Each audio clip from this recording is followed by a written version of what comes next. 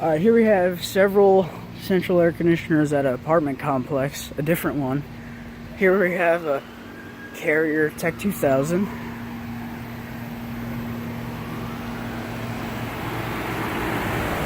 It's running. And there's a pool right there. I'll make this quick. And then over here we have some Rheem classic heat pumps and a Carrier.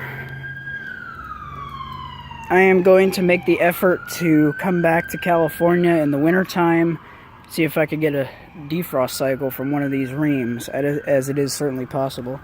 There's the data on that Carrier right there. So yeah, we have some Rheems. Yeah, there's tons of Rheems around here.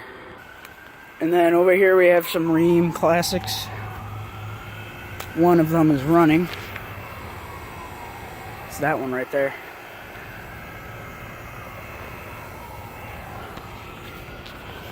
I have some more right here.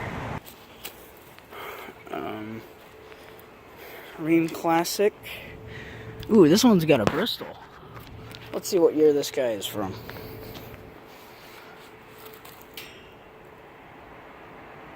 That's weird. So yeah, thank you for watching. Hope you enjoyed it.